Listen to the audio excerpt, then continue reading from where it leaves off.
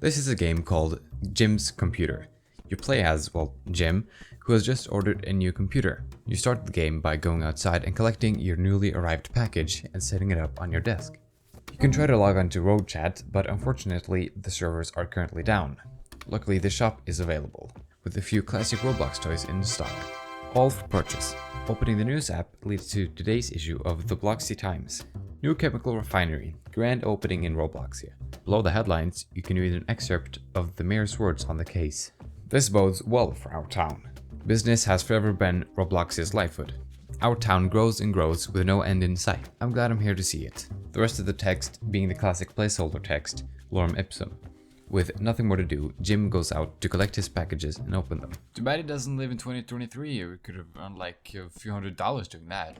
In the first box, there's a trowel. In the second, there's a super ball. And in the last, there's a slingshot. Jim is quite clearly feeling fatigued from all his playing with his new equipment, and so he goes to bed, despite the fact that he will be sleeping in pure broad daylight. During the night, Jim inexplicably wakes up, feeling unsafe about his surroundings. A quick look around the house reassures him that there's nothing to be afraid of. After checking both the closets and seeing them empty, Jim feels safe again and will go back to sleep, until the morning regretfully wakes him up.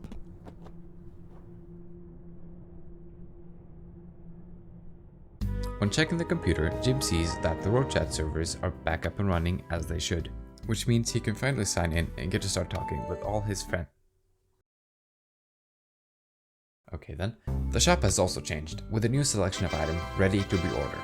This time the stock consists of a paintball gun, a cheeseburger, and a Bloxy Cola. When opening the news app, we can read about a recent disappearance in the nearby area, having taken place on the 15th of February, with little to no evidence pointing in any direction, except for distinct pungent smell. It was like he, quote, vanished into thin air. Heading back outside with the packages having arrived, Jim can now enjoy his cheeseburger in peace before eventually falling tired and heading to bed. Jim wakes up once again in the middle of the night, not for any unexplainable reason, but because... Looking out the windows, there's nothing to be seen, and checking the closets, they both appear empty. Within reason, Jim doesn't want to open the door to the outside. Regardless, he already feels safe enough and goes back to bed. The third day starts out like any other, except we start out with 5 inventory slots, unlike the usual 3. The scratching has fortunately stopped, however, when going outside, there's no signs of any damage or markings left behind by whatever was out there last night. Going back inside, the computer shop has restocked with a new assortment of tools, with 2 of the previously unavailable listings finally being occupied. In the news section, we can see how yesterday's incident has evolved into a case of serial disappearances, and how the local law enforcement can't seem to figure out any explanation for the disappearances. No evidence, no tips, and no leads. We're making 0 progress, and it seems there are more and more cases by the day. They then go on to state how, at this rate, law enforcement will be overwhelmed countrywide. Today's order is obviously much larger than any other, but this supply also features some of the more interesting tools, such as a taco, a wooden sword, and a gravity coil, and geolocator, and a medkit. The 2 most interesting of these being the gravity coil and geolocator. The coil decreases gravitational pull on the player, giving them jumping power to reach the roof of the house. There's nothing there, but it's fun nonetheless. The geolocator seems to always point out from the front of the house. You can try to follow this arrow, but you'll be stopped by an invisible wall before you reach the end of the map. Night 3 starts out like any other, with Jim assuring himself that there's nothing in any other closets. However, when closing the doors to the last closet, the TV suddenly turns on all by itself. It's not even like a jump scare or an Amber Alert, it's just static. White, classic static. The noise it's making is a bit unnerving when you're standing far away. You'll of course need to turn off the TV before heading to bed again, but before you do...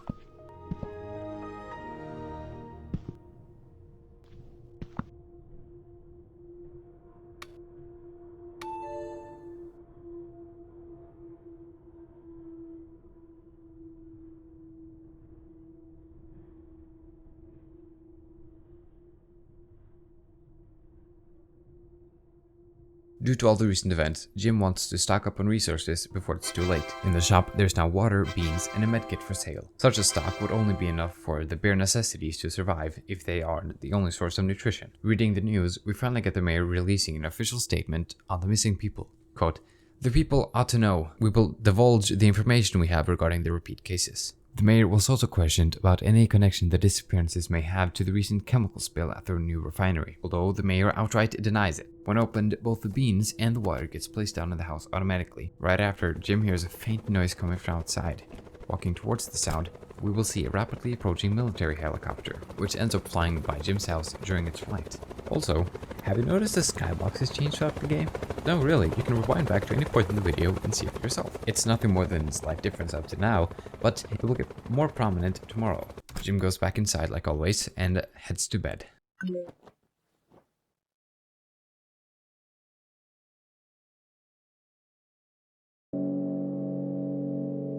This time, Jim outright knows it. There's no speculation. We can hear someone. It's the same scratching noise from noise 2, except this time it's coming from inside the house. You can never actually locate the source of the scratching, but listening to the sound with the headset, we can tell that the sound is coming from above the first floor. This presumably being the attic. While it being inaccessible to the player, it quite clearly does exist, judging from the size of the house. There's nothing in the first closet, but after opening the second, the scratching is replaced with knocking.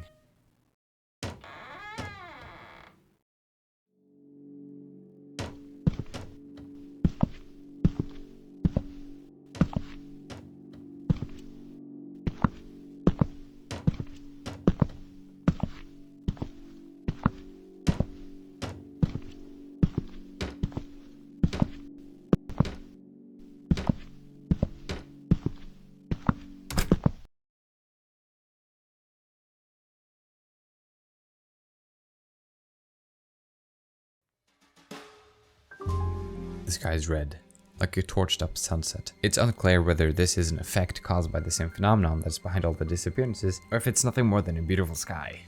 It's clear to Jim that going outside is a hazard, and it seems to be apparent to everyone else at this point. The shop has begun selling planks and hammers to allow people to protect themselves at home, and in case of emergencies you can also buy a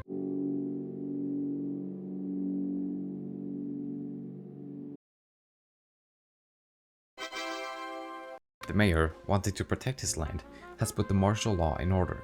This means that this part of the country will be run by the military instead of the mayor. Panic plagues Robloxia, as an unknown threat moves in the darkness. In these difficult times, I see only one way forward. I hand my authority over to the military in order to ensure the safety of my citizens. With the planks and hammer in hand, Jim can start to board up his house for protection, covering all of his windows from the inside. And after all the work, Jim goes back to bed, feeling protected by his own countermeasures.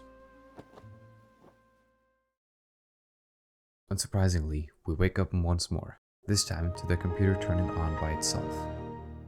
Jim sees he's got a message. It's from the same thing that messaged him on night 3. Keep quiet and stay calm. Do not make a sound.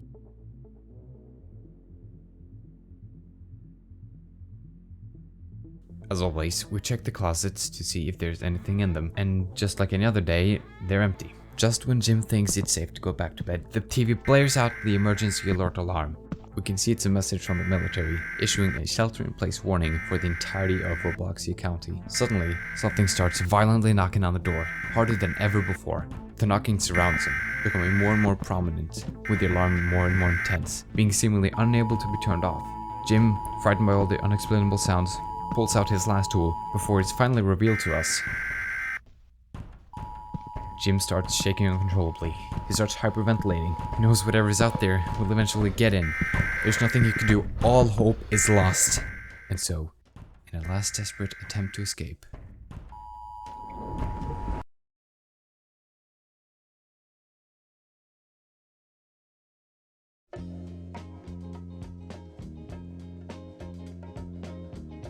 after playing through this game, I was surprised, of course, by the ending, but also by how well the game tells quite a simple but compelling story. Before booting up the game, it didn't really strike me as a game about a guy ending up offing himself due to anxiety and stress.